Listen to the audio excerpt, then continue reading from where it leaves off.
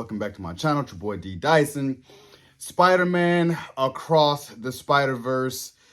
Checked it out last night, and what I can tell you, it is a marvel to watch.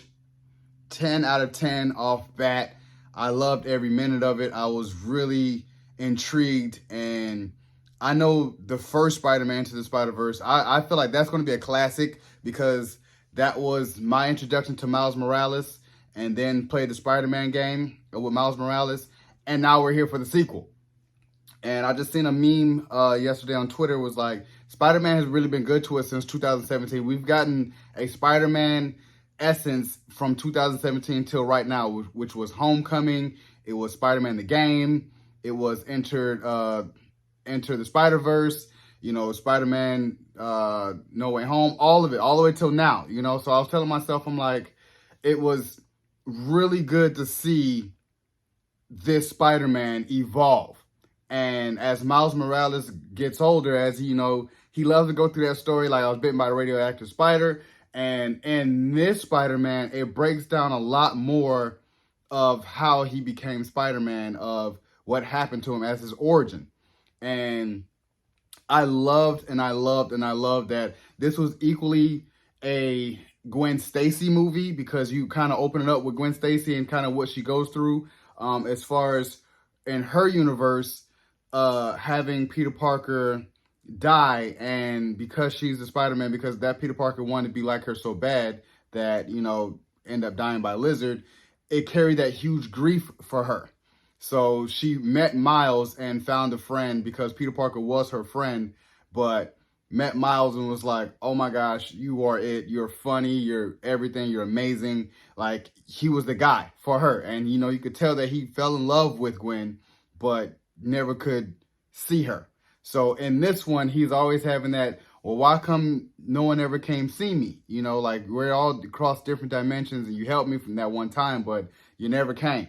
You know, and he's still that typical, he's in high school, he's a sophomore in high school, and it opens up with him fighting a low-level villain. And he's kind of like, dude, let me just stop so I can just, you know, stop you and you'll be done.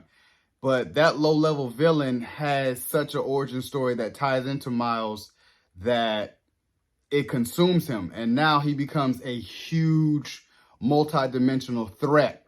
So now it's Gwen, it's Jessica Bell, you know, and it's Miguel. And Miguel is basically almost like one of the, say, like the leaders of the multi-dimensional Spider-Man that kind of hold it all together.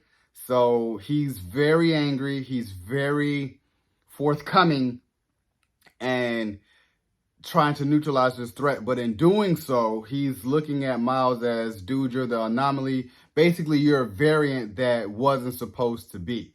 And man, that hit home.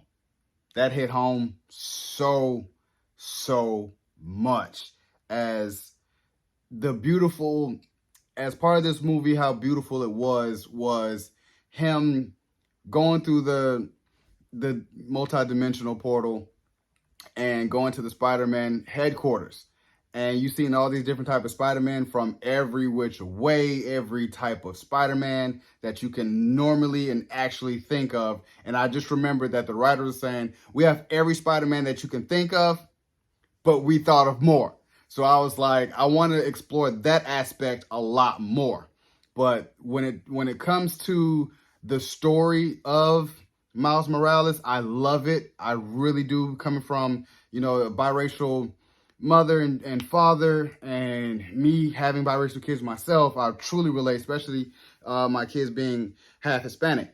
And I sit there and tell myself it's a lot of things that resonated with him and what he goes through as becoming Spider-Man, and playing the games as well. Like the PS5 Miles Morales game when PS5 came out really resonated with me, because it's showing Miles Morales later in that game. And right now he's 15. In that game, he's like, I think a senior in high school or in college. So what's happening in this movie is what's already taken place in the game. So that's why I said I love how it's all interconnected. Even when Miguel was like, yeah, that nerdy Spider-Man with Doctor Strange. So I was like, it's connected. And I love the Spider-Verse being connected in this way. Huge cameo as well in this when we get to the Spider-Man headquarters. And I'm like, we are really getting a Miles Morales live action movie, as we should. As we should. I'm going to get all kinds of Spider-Man Miles Morales merch. I feel like I love Peter Parker. I love Tom Holland as Spider-Man. I really freaking do. Do another one and bring in Miles Morales, bring in Venom, bring in Kraven, bring in all of them. I will love that crossover, and I feel like we need that. And then Miles Morales will take it from there. Because Tom Holland was like, I don't know if they want me to play Spider-Man. Of freaking course. Yes. And amongst a lot of other Spider-Man. Like, I would love Tom Holland to still be Spider-Man. And have Miles Morales Spider-Man. And then have Tobey Maguire. He can continue his Spider-Man, you know, in another movie. Or Andrew Garfield in another movie. So I sit there and tell myself I would love Sony Spider-Verse in all of this. And just introducing Miles in the tenfold and still keeping up with Across the Spider-Verse, as we know that this is a part 1. So I loved every minute of it. The heart in it. We left off on a cliffhanger, as everyone said. And just seeing how this unfolds, it's hurtful. It's heartbreaking. It's full of everything. The heart behind this is amazing. The animation in here is a lot more crazy. I love Spider-Punk. Daniel Kaluuya as playing Spider-Punk. I was like, yeah, that works. That really, really works. But Shamik Moore as playing Miles Morales. Mwah, he's Raekwon in Wu-Tang, if you guys don't know who that is. I love the voice of Spider-Man, like, you know, as Miles Morales, because like I said, it's a coming-of-age story with this Spider-Man, and I resonate a lot with him than any other Spider-Man. You know, from Tobey Maguire, Tom Holland, Andrew Garfield, I resonate a lot more with Miles. And because Miles is that wasn't supposed to be, but it happened, so deal with it. Let me grow up. And I love even at the end where he's like, I'm tired of everyone calling me a kid.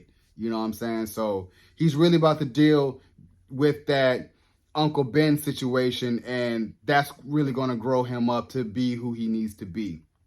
And I'm here for it. Again, I give this movie a 10 out of 10. I love it from start to finish. It's something different. It's something that ties into the multiverse. And I feel like if Jonathan Majors can just get right, I would love for him to still be Kang the Conqueror in here, because it ties into so much. Also, Sydney Sweeney as Madam Web, or being in that movie, I'm here for it. You know, I think it's Dakota, whatever that girl's name is, 50 Shades of Grey. She's gonna be Madam Web. But having this tie-in together, mwah, Sony got to really hit on their hands. I feel like this is gonna do $1 billion out the gate. I feel like right now, this is the best superhero movie of the year. Guardians of the Galaxy Volume 3 is second, and a host of others. So I sit there and tell myself, we still have The Flash, but I don't think a superhero movie is touching this year. This is in running as best movie of the year, other than Super Mario. I stand on that. So, you guys enjoyed my review of Spider-Man Across the Spider-Verse. Subscribe to my channel, post a comment down below, and like the video. It's your boy, D Dyson. Peace.